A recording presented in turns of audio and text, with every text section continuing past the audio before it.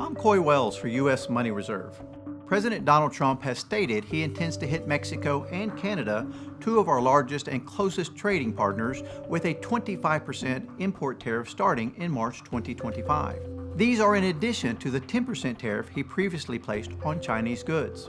These tariffs are intended to give U.S. businesses an advantage over foreign competitors, but they could also have significant effects on the economy.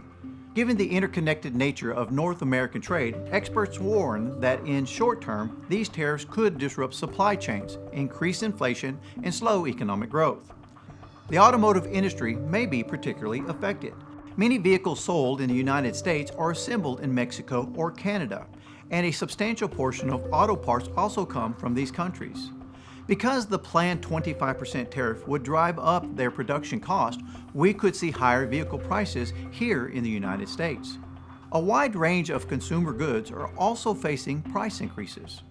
Certain types of produce, electronics, and household items imported from Mexico or Canada may become more expensive, straining budgets and increasing everyday costs for American families.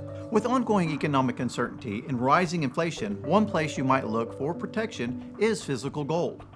Gold has long been a reliable store of wealth, maintaining its buying power in turbulent times.